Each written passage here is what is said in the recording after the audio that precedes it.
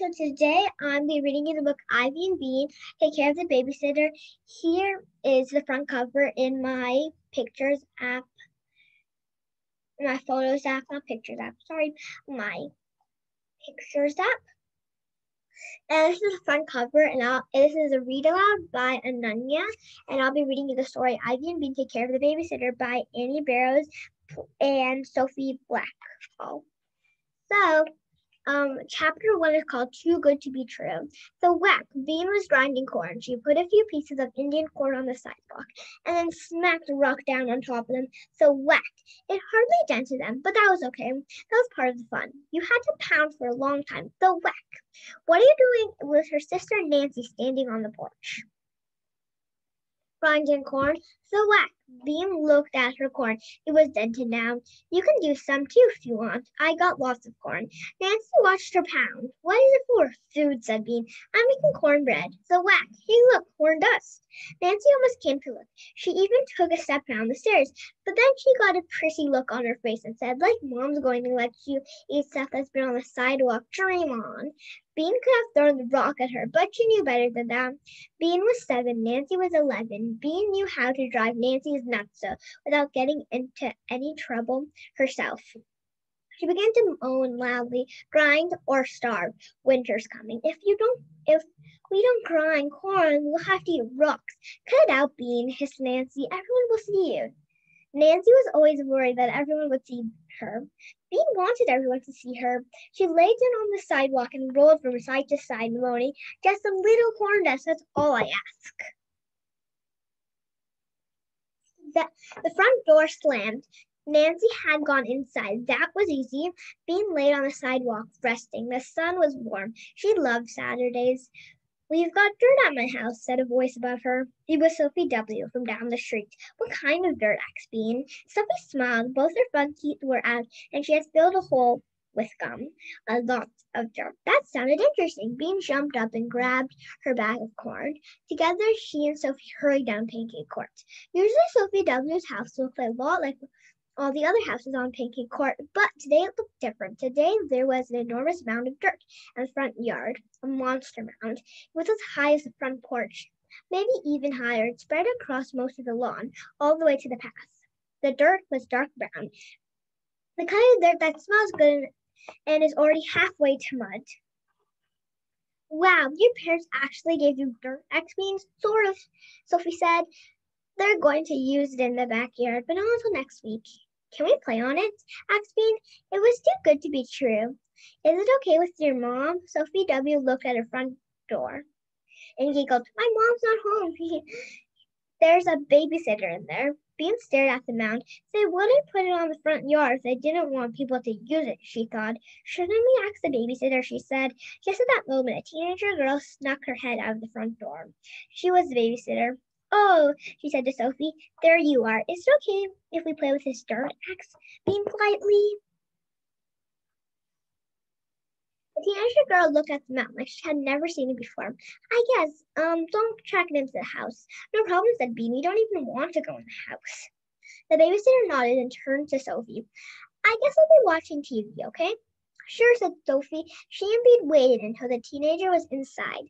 Then Sophie turned to Bean. What shall we play? Play, said Bean.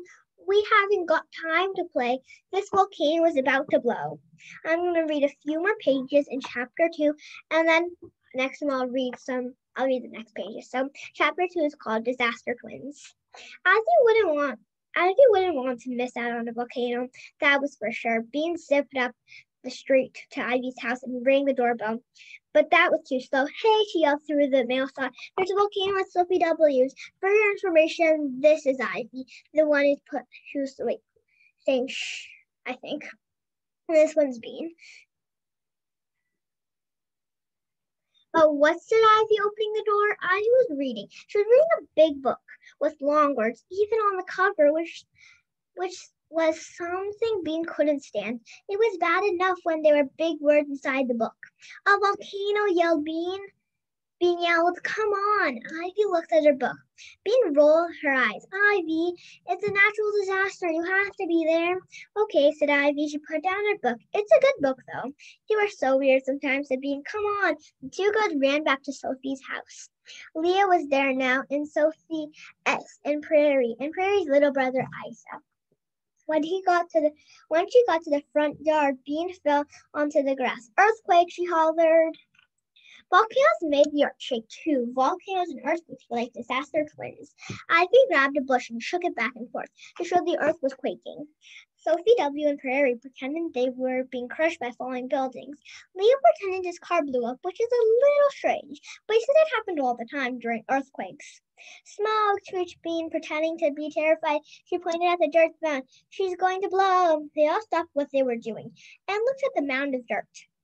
"It would be better if it had real smoke," said Sophie S. "It would be better if it had real lava," said Bean. Ivy glanced around the yard looking for lava.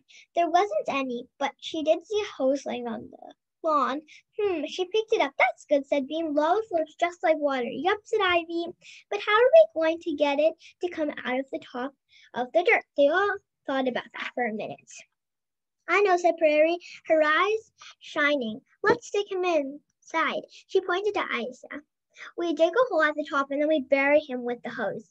Isa looked worried. "If we bury him," said Bean, "he won't be able to breathe." Isa nodded. "We'll just dig a hole," said Leo. "We won't bury him." "I'm going home," said Isa. He ran. Prairie caught him. She promised to give her stuffed seal plus 3 glow-in-the-dark stickers, also a lollipop, the next time she got to. That was a lot just for being the lava. I just said okay. It took quite a while to build the volcano. At first I tried climbing to the top of the mound to dig the crater. A lot of dirt slid off the mound, and so did Ivy and Sophie S. In the end, they decided to smash down the dirt in the back of the mound to make steps, and then dig an Aisha-sized crater near the top.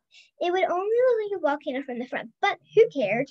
Finally, everything was perfect. Aisha climbed the steps slowly, holding the hose and Bean's bag of corn.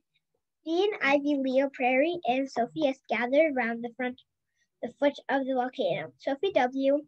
got to turn on the hose since it was her house. "You ready?" called Prairie. "Yes," said Aisha. They could hardly hear him inside the crater. "On your mark," yelled Bean. "Get set, go!" She threw herself on the ground. "Earthquake!" she bellowed. "Help!" howled Sophie S. The volcano was swelling. Aisha threw the corn out the top. "Ask the gods for forgiveness," yelled Ivy. "It's too late," shouted Leo, flapping bushes back and forth. "Oh no, here it comes," hollered Prairie. Sophie W. laughed and turned on the hose in full blast. "Ah!" screamed the volcano, and water blew out the top of the crater in a gigantic spray. Bean was soaping wet. There was corn in her hair. There was mud on her clothes. She was crawling through the burning lava to bring life-giving corn to the hungry townspeople. The hungry townspeople were some rocks over by the edge of the lawn. Ivy and Leo and Prairie and both Sophies were crawling through the burning lava too. Aisha refused to come out of the crater. "Bean, time to come home." It was Bean's mom calling from her porch.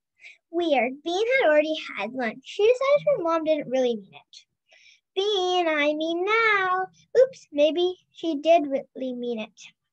Bean stood up. "5 more minutes," she yelled. "No, now, Bean." Bean's mother sounded cranky. "I've got to go," Bean said to the other kids. "Okay," said Ivy. "See ya, bye," said Sophie W., pulling a corn kernel out of the mud. "Look, food." Bean looked at them. "You know, she said that's my corn, and it was my idea. You guys should stop till I come back." Leo sat back on his heels. "No way, it's my dirt," Sophie W. pointed out. Bean looked at Ivy. Ivy shrugged. "I want to keep on playing," she said. Bean scowled. "It wasn't fair. You wouldn't even know about it if it wasn't for me." Some friend she was. Bean stomped home. Okay, so next time we're going to be reading Chapter 3, The Special Experiment. Bye, guys. I hope you enjoyed me reading the book Ivy and Bean Take Care of the Babysitter all the way to Chapter 3. Bye.